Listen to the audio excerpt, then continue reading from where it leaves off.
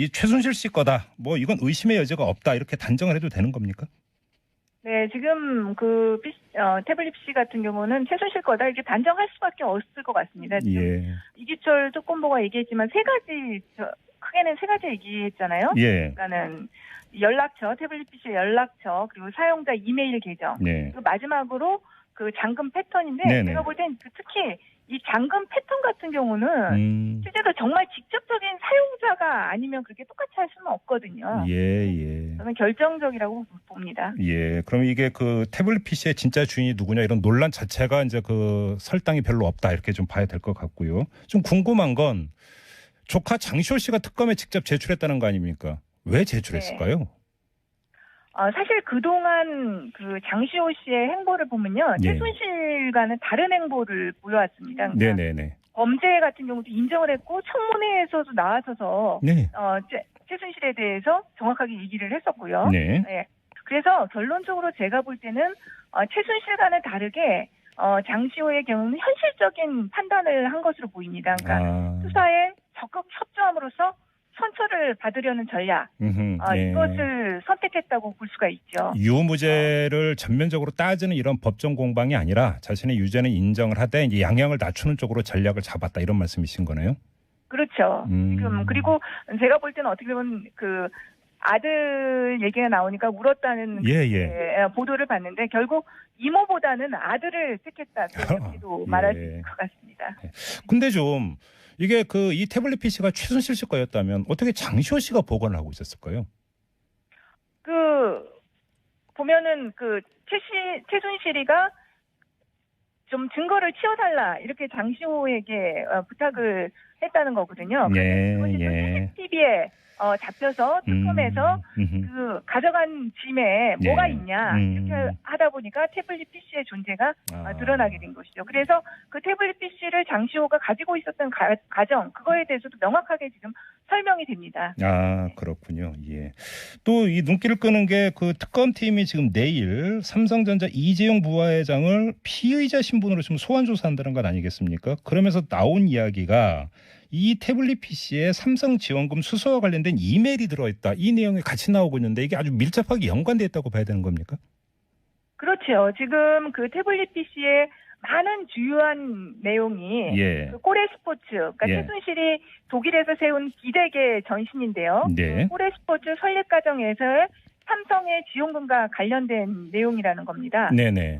거기에서 삼성에서 보낸 지원금이 꼬레 스포츠에서 빠져나가서 독일에서 사용된 내용이 아주 디테일하게 기록되어 있기 때문에 삼성의 뇌물죄에 입증하는데 아주 유용한 증거 자료라고 볼 수가 있는 것이죠. 그러면 경우에 따라서는 내일 소환한 다음에 긴급 체포, 구속영장 청구 이렇게 또 이어질 수 있다고 봐야 되는 겁니까?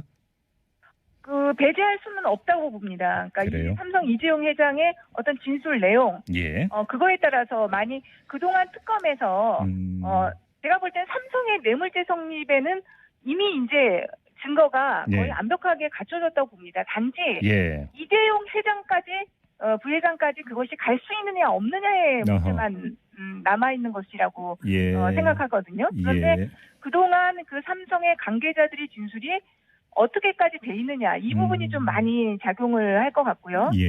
그다음에 내일 이재용 부회장이 초지일관 부인으로 진술을 하느냐 아니면 일정 부분 인정하고 들어가느냐 이런 부분에 따라서도 신병과 관련해서는 많은 부분이 영향을 미칠 것이다 이렇게 생각됩니다. 근데 지금 이제 그 최고의 관심사는 이 뇌물죄 적용 여부 아니겠어요? 그리고 이제 그것의 핵심이 바로 이제 이 삼성 문제였다라는 게 일반적인 어떤 그 관측이었는데 이 점은 어떻게 전망을 하세요, 의원님은? 그러니까 여태까지 나온 증거를 볼 때 이제 삼성의 뇌물죄 성립은 제가 볼 때는 여지가 없다. 이렇게 봅니다. 지금 너무 많은 증거 자료들이 나왔고요.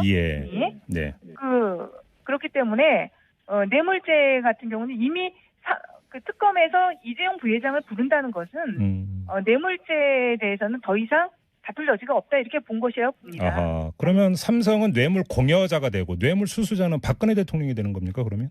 그 부분에 대해서는 이제 특검에서 과연 제3자 뇌물죄로 가느냐 아니면 단순 뇌물죄로 가게 되느냐 그거에 따라서 결정이 될 것 같습니다. 그 부분은 아마 조금 더 고민을 특검에서 할 수 있는 부분이 아닌가 싶습니다. 근데 나중에 만약에 그 삼성 관련자들에 대한 영장이 청구될 때 그 범죄 사실이 1차적으로 어떻게 쓰여져 있느냐에 따라서 달라질 것 같습니다. 특검이 어떻게 결국은 판단을 하고 나갈 것인지. 그리고 이 태블릿 PC에 지금 또 말씀 자료 수정본도 들어있다면서요? 네, 이게 저는 정말 결정적인 부분 중에 하나라고 생각합니다. 그러니까 사실 그동안 공무상 비밀 누설로 그 기소된 것 중에 2015년도 분은 빠져 있었어요. 그렇죠. 네. 그런데 지금 이 태블릿 PC에 나온 게 2015년도에 수석 비서관의 말씀 자료, 10월 달에 네, 국정교과서 관련 자료 뭐 이런 것들이 나왔다는 거 아닙니까? 그렇기 때문에 우리가 유추해 볼 수 있는 것이 사실은 최순실이 계속 정권 초부터 지금까지도 이 사건이 불거지기 전까지도 여러 가지 공무상 비밀 문건들을 받아본 것이 아니냐, 사실 그렇게 유추해 볼 수 있는 것이죠. 그동안 근데 우리가 사실은 압수한 PC나 이런 것들이 메일이 한계가 있었기 때문에 입증이 되지 않았을 뿐이지 실제로는 더 많을 수 있다, 이런 것을 유추해 볼 수 있고요. 이 부분에 대해서는 아마 추가 기소가 될 수밖에 없는 거겠죠. 그러게요. 자, 최순실 씨 얘기를 좀 해야 될 것 같은데 시종 일관, 초지 일관 전면 부인 아닙니까? 왜 이렇게 나오는 걸까요? 지금까지도 최순실 씨는 자기가 어떤 이게 그러니까 법정에서의 소송은 일반적인 것과 좀 다른 증거 능력의 문제 이런 걸 다툴 수 있는 여지가 있기 때문에요. 아직까지도 빠져나갈 수도 있다. 뭐 이런 생각을 하는 부분도 있고 일단은 시간 끄기 전략. 네. 그것도 굉장히 중요하다고 생각합니다. 시간 끌기. 네, 박근혜 대통령의 탄핵 심판이나 이런 걸 앞두고 일단 시간을 끌면서 그 박근혜 대통령의 탄핵 심판에 대해서도 악영향을 미치는 그런 것들도 노리고 있는 것이 아닌가 싶습니다. 그러면은 그러니까 이게 뭐 이심전심인지 아니면 뭐 서로 그러니까 그 뭐 눈좀만 보다 아는 관계여서 그런지는 모르겠습니다만 청와대하고 일정하게 보조를 같이 하고 있다, 이렇게 봐야 되는 겁니까? 그렇죠. 지금 제가 볼 때는 직접적인 뭐 지시나 이런 것이 없더라도 여러 가지 언론 보도를 통해 가지고 서로가 지금 어떤 방향으로 나가고 있는지는 서로 알고 있는 거 아닙니까? 그렇기 때문에 지금 뭐 이심점심 정말 통하고 있다고 봅니다. 네, 알겠습니다. 다시 처음으로 돌아가서 장시호 씨가 이 태블릿 PC를 특검에 제출한 그러니까 이유가 자신의 양형을 조금이라도 줄여보기 위함이다, 지금 의원님은 이렇게 분석을 했는데요. 자, 그러면 이게 어느 정도로까지 고려가 되는 걸까요? 아무래도 그건 이제 법원에서 판단할 문제이기는 하지만 어쨌든 지금 주요 피의자들이 거의 혐의를 부인하는 쪽으로 점점 더 가고 있지 않습니까? 사실은 그렇죠. 정호성 같은 경우에도 처음에는 공소 사실을 인정하는 태도를 보였다가 대통령의 그 연초 담화 이후에는 대통령의 지시는 없었다.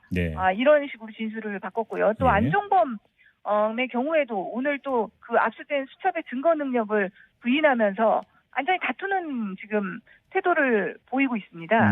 그렇기 때문에 수사에 어쨌든 이렇게 협조적으로 하는 사람들에 대해서는 좀 더 법원의 입장에서도 양형에 있어서 평가를 해줄 수밖에 없는 상황이 되지 않았나, 제가 볼 땐 그렇습니다. 그러면 경우에 따라서는 장시호 씨의 어떤 추가 폭로라든지 뭐 추가 협조도 있을 수 있다고도 봐야 되는 거 아닙니까, 그러면? 그렇죠. 이미 제가 볼 땐 장시호와 최순실은 건널 수 없는 다리를 건넜다. 이렇게 보고 지금 최순실도 이 장시호가 이 태블릿 PC를 제출한 것에 대해서 아주 격분을 했다고 하지 않습니까? 그러다 보면 서로 이제 추가 폭로전이 있을 수도 있다고 생각합니다. 추가 폭로 가능성도 배제할 수 없다, 이런 말씀이시고요. 네. 다른 거 좀 하나만 여쭤볼게요. 검사 출신이시고 하신데 이 안봉근, 이재만 두 전직 비서관이 있지 않습니까? 사실상의 잠적 상태인데 찾아낼 수 있는 겁니까? 워낙 그 사건들이 그 안봉근, 이재만이 잠적을 했다고 하더라도 지금 뭐 그 유명 이미 인사가 되어 있기 때문에 국민들의 눈을 저는 피할 수는 없다고 생각하고요. 단지 안봉근, 이재만에 대해서 다음에 부를 때는 단순 참고인으로서가 아니라 피해자로서 신병 확보까지 할 수 있는 그런 차원의 것들을 특검에서 갖추고 불러야 된다고 생각합니다. 피의자로? 네. 그러면 추가 혐의에 대해서 지금 조사하고 있다고 하니까요. 안봉근 같은 경우는 지금 경찰 인사에 관여했다는 부분들에서 많은 이기가 나오고 있지 않습니까? 네네. 네. 그런 부분들이라든지 추가 혐의에 대해서 조사를 하고 그것이 일정 된 다음에 피의자로서 불러야 되지 않을까 제가 볼 때는. 그러면 만약에 피의자로 불렀는데 그래도 안 나온다면 바로 특검이 수배령 때릴 수도 있는 거잖아요. 그러면. 그렇죠. 피의자 신분으로 전환되고 오히려 지금 안봉근과 이재만이 이미 잠적을 했기 때문에 영장을 청구하기는 더 쉬운 상태입니다. 그러니까 도주 우려. 그렇죠. 이미 사실은 어떻게 보면 도주한 거나 다름없지 않습니까? 네. 헌재의 그 공식적인 요구에 응하지 않고 있는 거고요. 예. 알겠습니다. 아무튼 이 특검팀의 행보가 이제 계속 주목거려야 되는데 마지막 이 질문 드릴게요. 어떻게 그 박영수 특검 같은 2월 말까지 끝내보겠다고 말한 적이 있었는데 그렇게 끝날 수가 있을까요? 사실은 지금 사건이 수사할수록 더 많은 부분들이 밝혀지고 있기 때문에 좀 더 수사 기간이 길어야 된다고 생각합니다. 그런데 지금 어쨌든 그 대통령이 그 부분을 인가해주지 않을 가능성이 있기 때문에 어쨌든 그 부분을 가지고 하는데 지금 국회 차원에서 30일 연장할 수도 있는 특검법을 개정하는 안을 지금 추진하고 있습니다. 그런가요? 네. 예. 알겠습니다.